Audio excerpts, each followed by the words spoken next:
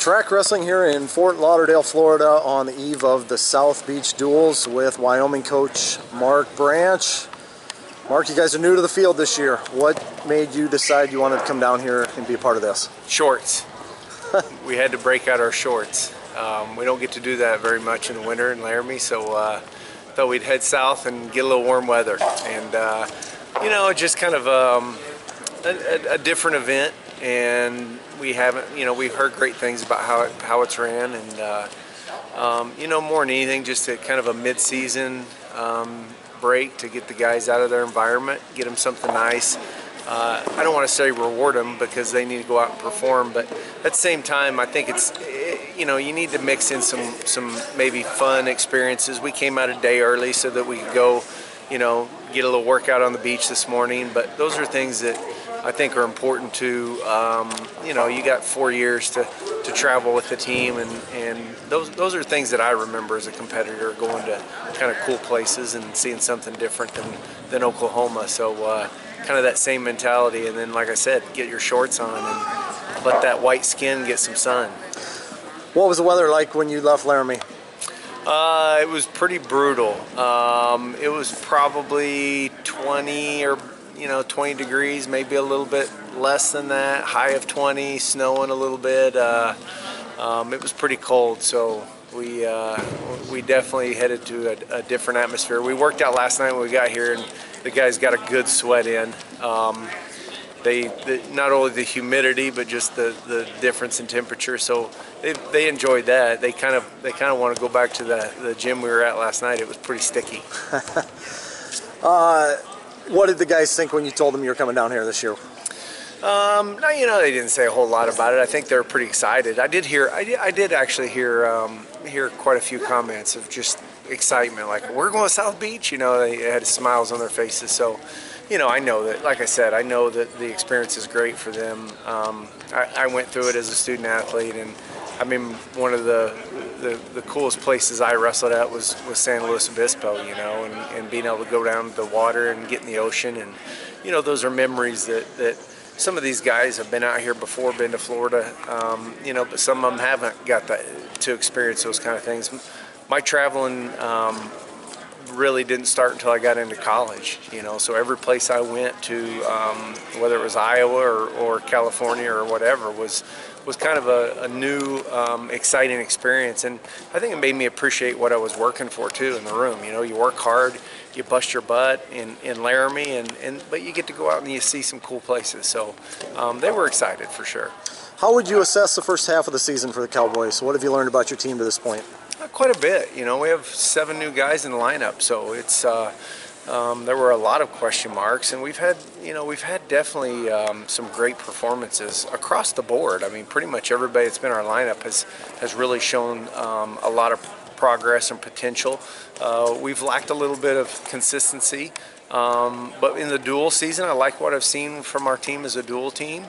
But you know, we've had some big wins individually, and such a young lineup. You know, and we had 2 new guys kind of emerge out in Reno at 149 and 174. So we brought 2 at those weights here, and we'll mix and match and wrestle those guys, because, you know, we still do have some question marks in our lineup. You know, this team being so young, I think it'll take a little while to iron out the wrinkles and then figure out who's going to be the guy down at the end.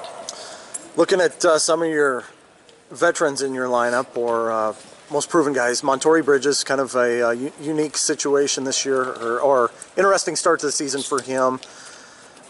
What have you seen from him to this point in the season? You know, he hadn't been, I think, 100% feeling physically healthy, and so we rested him in Reno just to give his body a little bit of time to feel better. But then, you know, there's things that you're dealing with. I mean, you know, he was, I think he puts a lot of pressure on himself, kind of coming back as our returning All-American. He was only the 2nd freshman in Wyoming's history to be an All-American, so I think he put a lot of that pressure on himself to you know, go out and just, he felt like he had to not only win, but I have to go out and kind of lead the team and look for, you know, dominating performances. And so it's taken a little time to just kind of work through that, to go, don't put pressure on yourself. You know, it's It's a long season, and you know, so everybody goes through that. I think that probably has some unexpected success, and I shouldn't say necessarily unexpected, but it's a little bit unprecedented when you're the second freshman, you know. So he's in a program that hasn't seen that year in and year out. So a lot of times that feels like maybe surprising that he was an All-American last year, but it's just, you know, he's been doing great. He works hard. He's got the right mindset. You know, some other things that I look at externally, like what are maybe some things that are pulling at him in the wrestling world, and I look at, he was carrying 18 hours. You know, he's going pre-law and Wow. carrying 18 hours. So I kind of like talk to him about lightening his schedule up next semester, and now that the semester's done, you know, hopefully some of that is going to maybe take some of that that workload and that the anxiety out of him, because those things build up. A lot of stress builds up when you're doing that much in school, and not only doing it, he's doing it well. You know, he's carrying over a 3.8 GPA, so he's trying to be perfect at everything, and sometimes you got to go, it's okay to not be perfect at everything, you know, just be you, you know, and that's what he needs to do, is be Montorie.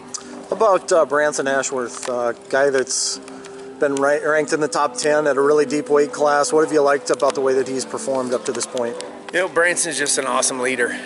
You know, he's a staple. I think what happened with, like, even Branson Montorie is Bryce kind of had such a overwhelming footprint on this program that his absence this year has left a little void. They're not really sure what to do. Like, do we step up? Do we be vocal leaders? Do we, you know, what is our role? I think they've had that. And Branson, I think, has been struggling, like, what's my role? And he's not the personality that really wants to be out in front and be a vocal guy. But I've kind of asked him to, you know, we need that. With such young guys on our team, we need some leadership, and we need vocal leadership. Not just, he's always worked hard, and people will see that, but you know what, that's expected in our program by everybody. So those things don't stand out as much because everybody's going to work hard.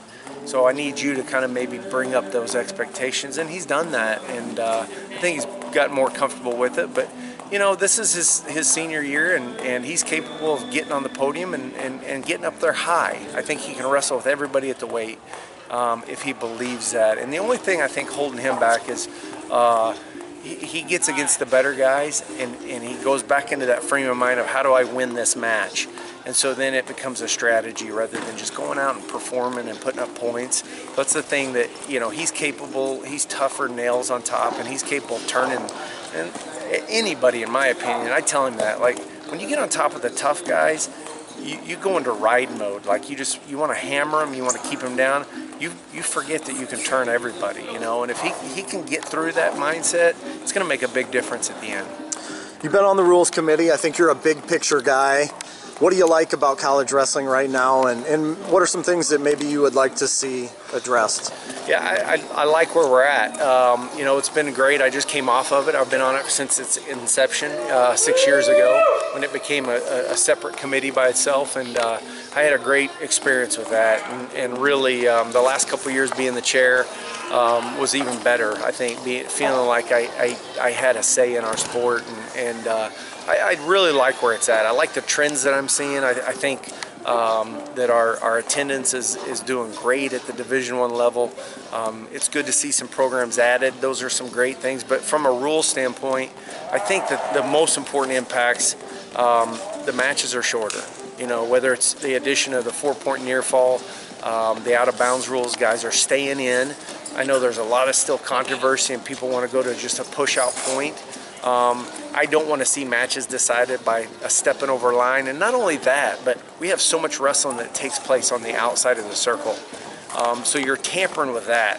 And that makes me nervous, because to me, there's such excitement, whether it's a takedown, whether it's near fall, whether it's a fall, happens outside that out of bounds. And now if we're going to blow that whistle a little quicker, we're going to miss a lot of good wrestling. And so I like where it's at, and it's keeping guys on the mat. I know some people don't understand it. I don't always agree with the calls. I get mad sometimes, but we teach our kids now to stay in the center and not get on the out of bounds. And so it shortens matches, it shortens duels, and you look at, there's some things that I hope high school adopts, and I think they are adopting that, because a high school duel, if there aren't any forfeits, it may last 2.5 hours.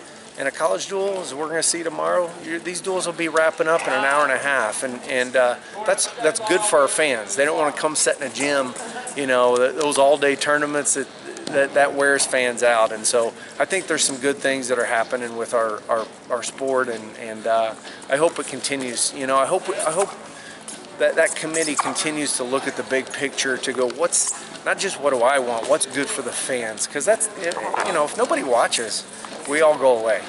Bottom line, we got to keep people in the seats and keep people excited and make the sport good for our fan base. How much discussion was there about a pure push out? A lot. That took a long time. Yeah? That took a long time working. I mean, literally, I remember me and Kevin Jackson, he was on the committee at the time, standing basically in a meeting room, and we were using lines on the carpet to talk about, how does this look? How can we get, is it first foot? Is it, where do we add? And we talked about different positions, whether it's tied up in a collar tie, underhook positions, and it took a long time to kind of come to consensus of what this should look like. And, those things, that's the greatest appreciation I've had with being a part of that committee, is there's a lot of people that have an easy answer. The funny thing is the answer is never easy. There's always it's nice. There's some really smart people that have served on that committee that you think you have something and you can stand up and go, I've got the perfect solution. And 5 minutes later you go, wow, I never thought of that. I didn't. And just like I said, the push out, when you think about all the wrestling we could lose outside, when you think about that, is that worth it? To me, I say no. But you have those counterpoints that really change your perception. And a lot of things that I've felt strong about, after talking about it, you have a different point of view, and it's not as simple as, oh yeah, we talked about that for 5 minutes and it became a rule. We literally, me and Kevin got out there and wrestled for about 3 hours. We walked through scenario after scenario. So it's pretty cool to see the process that it takes to get from point A to point Z at the end. What's one thing you did a 180 on? Oh gosh, that's a good. Probably the danger neutral. Yeah. That was hard for me at first to go. And I was scared about that. And I think everybody on the committee was. After we passed it, I think a month later, we had a conference call, and it was. I think the consensus at that point was going, let's throw in the towel. Let's pull back and not do it. And at that point, we either go all in or we go all out. We can't play the fence here. If we're going to go forward with this, we need to go forward as a group, and we need to be strong. And I think everybody had hesitation on it, and I think it's been good. I don't think it's had a crazy impact, and I think that's what we were scared about. We were like, this is gonna impact everybody, and you just really don't. You see guys stay out of the situation for the most part, so I think it's been good. But that's one that I think we all questioned quite a bit. The 4-point near fall, has that become the game changer you thought it might be? Has it played out the way you thought it would? Has it been different?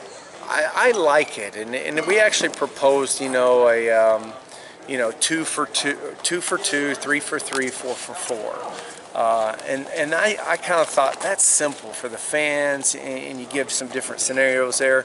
I think the biggest drawback to that was sometimes that the pause between counts is so finicky. Mm-hmm.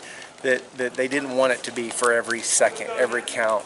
And I agree with that, but I like it. I like the fact that we can, to be honest, it's like we can neutralize some guys are just so good on their feet, and some guys are just good on top. Now we can kind of neutralize some strengths and make some interesting matchups, but you also shorten matches for guys that are good on top. And to be honest, like, who needs to be out there for longer getting whooped? If you're just getting beat up, then get out of there. One of the best matches was that first year that went in.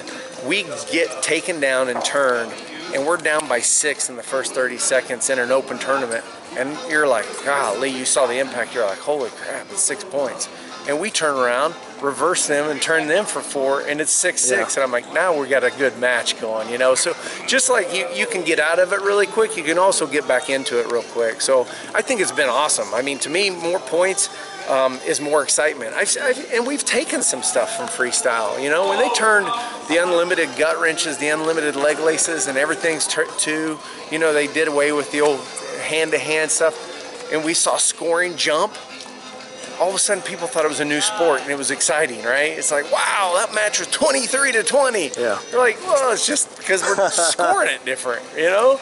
So, I think maybe it gives you more incentive to, like, I want to work on top and get, whether it's tilts or whatever, I want to put the time in, which sometimes we don't do enough, you know, in the practice room. We don't maybe spend enough time working in those positions, and now there's a little more incentive to do so. Kyle Klingman and I, for our On the Mat podcast, we've been banging the drum about changing dual scoring. Yes. We think that, you know, if you win 7-0 with 4 minutes of riding time, you ought to be rewarded a little bit more than if you win by 1 second in the ultimate tiebreaker. Was there any discussion on that, and your thoughts on that? Our meeting in the spring, that was probably the premier subject. Really? It really was. Now, here's the problem. And we worked with Pat Tossi, and Pat came up with something 2 or 3 years ago. He came up with, you know, a different scoring scenario, and he ran it through, you know, we were trying to do, what can we do with the dual scoring that somewhat translates over to a tournament scoring so that our fans kind of understand them. And, you know, so that's kind of the ultimate, but the discussion as far as just changing dual scoring only is still there too. That's pretty simple to do, but if you're wanting to try to tie it to tournament as well, which ultimately is what we want to do. I mean, that's, in my mind, I'm like, the hardest thing for a casual, not a casual fan, I shouldn't even say a casual fan, an expert fan, a fan who's been going to the NCAA tournament for 15 years, tell me why Wyoming has, you know, 60 points at the NCAA tournament. Tell me how. They were like, I have no idea. Yeah. You know, it's so complicated, and I know that because I've been in the sport forever, and it's still, like, when I'm scoring a tournament, it takes me, like, everybody, I need to be in a room, quiet by myself, no distractions. I need a calculator, I need a pencil, you know, so I'm going to be erasing everything. So I know that like, we would like to make that simple for fans, because to me, if fans don't know how you get to a point, that may be something that is holding us back as a sport that we don't even recognize. Yeah. Because everybody can score a football game. Yeah. Everybody can score a basketball game. Nobody goes, how did you get that? Everybody understands football scoring, basketball scoring. You look at 2 of the bigger sports in American popularity, and we want to be right there with them, but you can't score it. You know, and we want the casual fan, the new fan, to be able to walk in and go, oh, I get this. All right, I can pick it up. So that's the hard thing, is try to do them both. Yeah. Get them on a similar platform, and then move them, you know, in some, and I love some of those ideas about, even like, I think one of my favorite ideas is a point scored is a point earned. That way, even if you're, you know, you're the guy on the team, on a dual team, that maybe you're not the best, but you still have an incentive to go out there and fight for your team, because you can make a difference. You may go out there and get pinned in the end, you may get teched in the end, but you can go out there and give yourself a reason to fight for every second of the match, because there's, you know, so I think there's some great concepts out there. I know when it comes to trying to get them together, basically, you know, we talked about it, and we were like, we need somebody from MIT to work on this. And so that's where I left it. I said, if you don't get somebody started on it now, then when the rule session comes in the spring, we're going to be where we've always been, talking about it, not getting anything done. So hopefully it is something that's still at the forefront, because I think it could help us. You know, and again, we need to look at the fans and go, let's make sure when the dust settles, the fans know how to score it. Because if not, I think we're shooting ourselves in the foot. Yeah. Duels. We're here for duels. There aren't a lot of dual events anymore in college wrestling. How much do we need something like a dual championship, for example? that's what we need to do to make these things even more popular, you know, because I think duels are great. You know, the atmosphere of a home duel is still great in college. Now the problem with high school is it's dying out because there's so many forfeits. Yeah. But in college, for the most part, it's still the most exciting, I think, angle of our sport. Even more, I mean, everybody talks about the NCAA tournament, but that's the one tournament that our fans really point to and they focus on. And I think if you can somehow, in some way, get a dual championship, whether it's in conjunction with the individual or whether it's separate, I think if you can do that, we can really build events like these and have more of these. And we're limited to 16 dates. You know, when you look at how many basketball games are played, we're limited to 16 dates. But if you had more, like whether it's dual tournaments or dual events, festivals, I think that's something that our fans would flock to and watch. And so I think it's, I would like, to be honest, I'm greedy. Now here's the greed, as they say, you can't have two championships because the NCAA won't allow it. It's a Title IX gender equity thing. But in my opinion, we have two seasons, just like they do in a lot of sports. And you have a dual season and a dual tournament championship. You have an individual season and an individual tournament championship. In my opinion, you can do it in the same time frame pretty much. You could also move us to a one semester. And to me, I'm greedy to do it all.